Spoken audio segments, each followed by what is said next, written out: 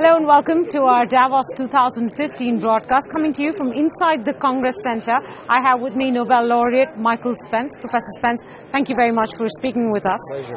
We met you last year and you sounded hopeful of a recovery in the global economy. While that is work in progress, this year it seems the mood is a bit more dismal. Maybe it's because Europe is front and center in terms of the problems, plaguing the global economy, and everyone here is discussing just that. What do you make of what 2015 holds out for us?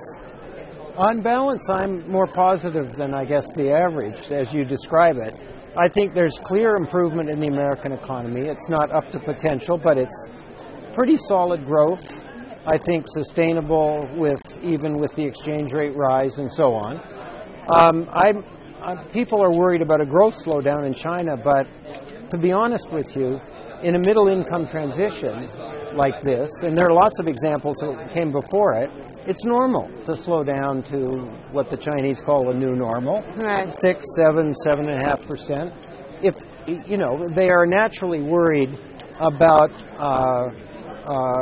this becoming a trend and affecting expectations and spending behavior and so on, and they're pretty alert about bridging this transition with a little bit of stimulus, but one that doesn't stall the structural change in the economy. But if you have an acceleration in India, China does okay in the middle income transition, Asia, which is huge when you add it all up, dependent on these two very big economies, doing quite well, America doing pretty well, then, and some uncertainty about whether the significant reforms in Japan are going to get done and really change the trajectory of that economy. But the main thing that's deteriorated is the outlook in Europe. Yeah, we're just moments away, if I could say, or a few hours away from a decision by the European Central Bank on sovereign bond buying. A, do you think that is the right kind of move that the ECB should be making? Will it be effective in fighting off deflation here in the eurozone? And B, if yes, what size does that program need to be for it to be effective? Well, I think that the answer is inflation is a serious risk and it's a dangerous condition once it gets going. So it's worth taking fairly aggressive preemptive action to avoid getting into that condition. I think there's general agreement on that. And so I think what we can expect is a pretty aggressive, big asset buying program from the ECB, with at least some component of it being sovereign debt. Okay. That will take sovereign debt off the bank balance sheets and put cash on them and hopefully restart some lending and so on. It's important for the ECB to take these actions at this stage, I think, but it's not a complete solution to Europe's problems. I mean, we need higher levels of investment. We need structural flexibility in a number of economies. We need quite a long list of things before we can really confidently expect growth to accelerate and employment to start to come back. So we've got a long way to go, and this is kind of step one in that process. The bad news is that I can't think of any immediate fix in the European situation. I don't think the situation here can be fixed in a year or two. We're talking about a 3 to 5 year program for the European economy. You said it would have to be a big move by the ECB. Would that be in the region of €1 trillion? Is that what you're expecting this evening? And if that doesn't come through, do you think it will be much less effective than it ought to be? Yeah, I do, and I think there'll be considerable disappointment. People say, who know more about how markets behave than I do, say it's been priced in, a pretty big move. Yeah, I think if you add it up, if they did 50 billion euros every month to the end of 2016, that's about 2 years worth, almost. And you're talking, on the order of $1 trillion, euros, excuse me. That's a big, powerful program. The accompanying changes in policy that need to take place for this to work at its best level of effectiveness are unlikely to happen in that period of time, because these are political, fiscal decisions that need to be made. We're already, on the verge of a Greece election, and the party that is most likely to win is speaking of defaulting on all of its debt, as in not wanting to pay it back. So if the fiscal decisions, the political decisions aren't made in tandem with a 2-year program by the ECB, is this quantitative easing going to mean anything? Well, it's still, a good idea to avoid a deflationary cycle, even without the other things. But I think absent some of the things you just mentioned, you can expect pretty mediocre economic performance in terms of growth and employment for a fairly extended period. I think that's what we're facing. But there is some progress. I mean, you had real labor market reform in Spain. You've had a bit of it in Italy, where liberalization and removing rigidities is important. You have a big public sector investment program being put together at the EU level. And there's even some talk of sort of disciplined relaxation of the Maastricht restrictions in order to fund some additional public sector investment. I think what you just said is exactly right. The most difficult thing are the structural reforms, and unfortunately they're fairly important. I mean, the economies that are doing well in the global economy are the ones that are able to sort of change structurally when they get out of balance or adapt to the evolution of their sort of growth or changes in big technology and global changes. The United States has that, China has it, I think India has a great deal of structural flexibility, and a number of European economies do, but less so, and in the South there's a lot of work to do on that front. QE or sovereign bond buying will work very differently in the eurozone than it did in the US because of the structure of the eurozone. Can you talk us through how you expect this to work here as opposed to how it worked in the US? I mean, in the US we've had lower than target inflation, if you think of the target as 2%, for a lot of different reasons, but the main purpose of the asset buying program by the Federal Reserve, well, the main purposes were two. One was to keep the cost of debt down to essentially facilitate the deleveraging process. And that was particularly important in the housing area, where you could for people who could get credit, could refinance at much lower rates on a long-term basis. And so that was part one. And part two, which is slightly more controversial, is that they lowered the return on so-called safe assets so much that they drove investors into higher risk categories, into equities, into outside the country. I mean, as you well know, because every developing country experienced it, these monetary policies first produced a flood of inbound capital and then a flood, of outbound capital. So it's pretty difficult to manage. And there's a lot of fussing around about whether or not we really ought to have a system in which every major economic entity develops its policy solely with the domestic economy as the target. I mean, the very talented governor of the Reserve Bank of India has been particularly eloquent. It has been a grouse with him, yes. on this point. And, but that's the world we live in right now. It's a little hard to know exactly what the transmission channels will all be in the eurozone.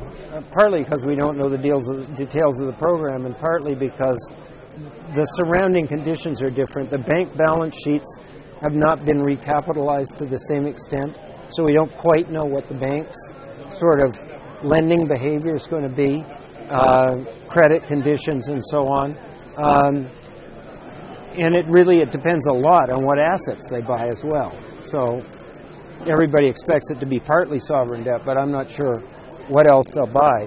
A while back, they said they were going to start buying asset-backed securities, but that program has been pretty small. Yes, it has. So far, and not much has happened. And my impression from reading is that those markets are sort of small and relatively illiquid. It's not a particularly useful target for a very big asset buying program by the central bank.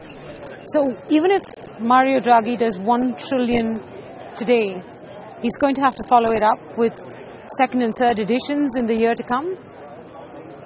Depends a lot on the performance of the economies, not necessarily.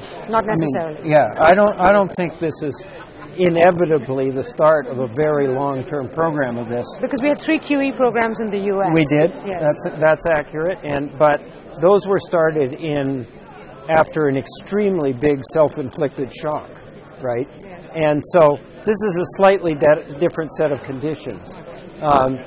There are some similarities, but it's not a huge wallop followed by an emergency response. The other thing to remember about the Fed is that if you were designing an optimal recovery policy after the immediate crisis was, quote, taken care of, recapitalize banks, make sure the financial system's running, moderately big stimulus initially, and then the government dropped out and actually became a fiscal drag on the growth process. But if you were designing an optimum one, you'd have a very different set of mix of monetary actions and fiscal and policy changes and so on. And they would vary across countries as well as being. But if the government is gridlocked or isn't doing these, then the central bank tends to do more. And I think that's what we saw in the American case. We may see it in the European case, although that will meet with significant resistance in Germany. Well, even the first edition is meeting with significant resistance in Germany. So because I honestly believe if there was a clear-cut, committed set of reform programs in the countries that really need it, the German resistance would be much, much lower. What they're really worried about is we'll have quantitative easing and or relaxing of short-run fiscal restraints with no response that generates the growth in the long run.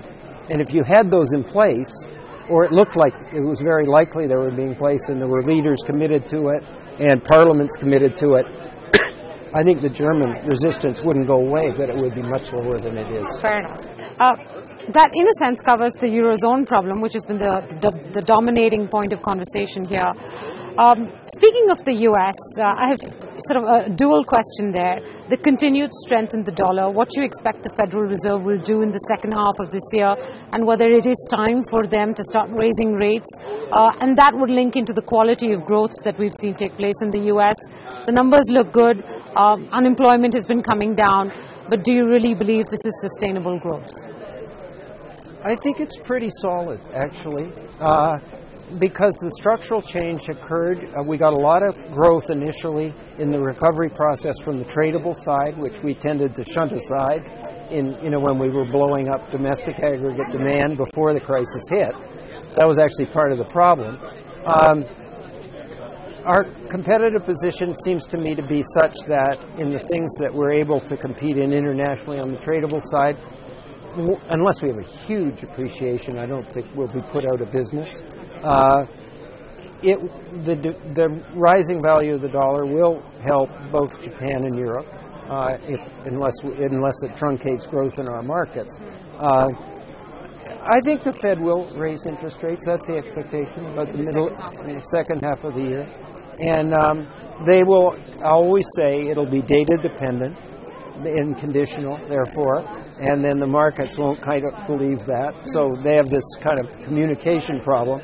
But I think that's the intent, and all the signals are that it's probably the right time. I mean, savers have been repressed, might get a boost out of letting savers, now that much of the deleverage is being done, letting savers have a non-distorted menu of assets to choose from in their asset allocation process, higher returns for any given risk level.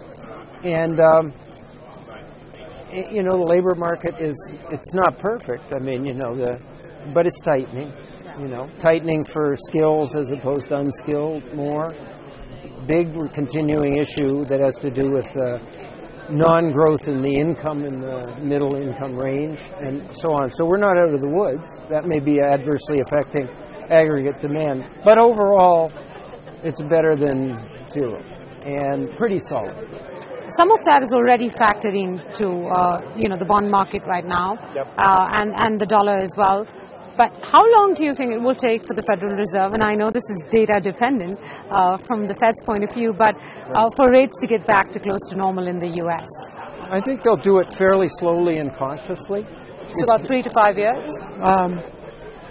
I'd be surprised if it took that long. I would say 2 to 3 years. 2 to 3 years. Yeah, and if things are really going well, maybe faster. Yeah, in the economy, and these are things that, we just can't know.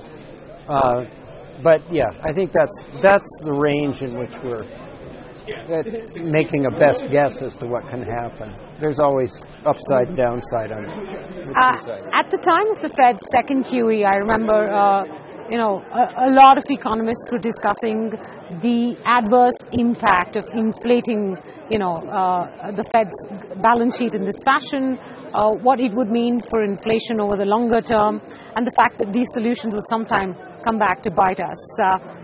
That doesn't seem to be the specter right now, where inflation is not a problem. Anyway. But would you still hold, or would you subscribe to the view that we are going to pay the price for all this central bank monetary easing that we've seen take place with the Fed, we're seeing possibly take place with the ECB, with the Bank of Japan, with the PBOC to some extent, though China is not that open an economy, but nonetheless? In terms of inflation, I think the answer is no. I think we're in a sort of marginally deflationary, maybe even more than marginally deflationary environment most places. Cost-push inflation doesn't seem to work in much of any place. The labor markets are not tight or tight enough, that you start bidding up wages and then passing them through to prices. I think one of the common phrases being used prior to Davos was secular stagnation. Yeah, that term has been sort of introduced. I think it gets attention, but I don't see signs of secular stagnation. Maybe there's a higher risk in Europe, but it's conditional on the non-functioning of the reform program. I don't put it another way. I think when people hear the word secular stagnation, they just think different things. One of them is, well, there's nothing you can do about it. That's just what's happening. That, I think, is not the right way to interpret it.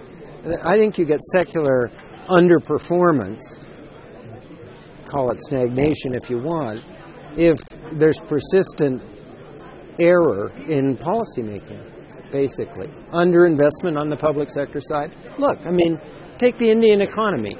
If you want to stall that thing out, and make sure it doesn't grow at 7 or 8%, just stop investing on the public sector side. It'd be a very good way to do it. It's easy, and lots of countries do that. It's the most common economic cause of subpar growth is underinvestment on the public sector side. And that's just an example.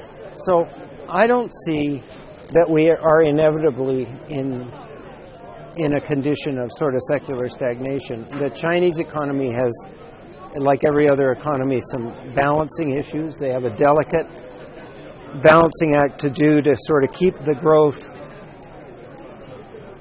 up enough so it doesn't become a downward trend, but not so aggressive in terms of stimulus that it disrupts the structural transformation of the economy. So that the way I say that is, the policymakers understand this perfectly. What they're trying to make sure is that a natural downshift in the growth rate, which occurs in the middle income transition. There is no example of a country growing at 9 or 10% with a per capita income of $7,000 because the whole economy is changing its structure. You just can't keep that up. And so I think markets and especially commodity markets just made mistakes. They thought, normal is and will forever be 9% in China. It was never going to happen. And so now they're down at a pretty healthy clip. And the trick is to make sure that they build enough bridges to allow the new growth engines and structures to kick in. And it'll be a slightly bumpy, imperfectly coordinated. It always is, not just in China. And India will encounter this in a few years as well. Okay, so that was my final question on India. How do you assess the Indian economy at this point? And I think there's a lot of talk in India on whether we could become one of the key engines of growth in the world 3 to 5 years from now. Do you see that as being a realistic possibility? Oh yeah, if you just do the arithmetic, the Indian economy right now would be about a third the size of the Chinese economy. It's not, maybe it's more like a decade, but a decade of very plausible sort of 8% real growth. And this is a pretty big economy, right? and then everything after that, it just gets bigger and more important. And I think with a new government, lots of resources and talent in the economy, it's easy to see. It's not inevitable, but it's easy to see India reaccelerating to maybe not 9.5% growth, but 8% growth, and then it will become steadily, systemically more important as that goes on. Do you watch the RBI closely? We've just moved into a rate cut cycle. I saw that, yeah. Well, that's actually a good sign, because Raghuram Rajan is a sort of hawk on inflation, so if he feels comfortable, with even a 0.25% rate cut, it means that he's, I think it means he's relatively comfortable with the inflation environment at this point. And so people are not only hopeful, but kind of expecting, continued growth acceleration in India. And I don't see anything in the way other than not getting things done. Look, it's the world's most complicated democracy. It's hard in any environment like that to really get things done, so it may be a little slower than people's expectations. But I really think there's just a lot of enthusiasm and optimism, which is realistic. I think this really could happen. So there's a lot of talk about it. Given that China's in the middle income transition, where good performance is 6 to 7% growth, or a little above, India could easily be the fastest growth economy in the world for an extended period of time. That is the expectation. I hope we live up to it. Professor Spence, thank you very much for your time. Thank you for speaking to us here in Davos. Enjoyed it thoroughly. Thank you.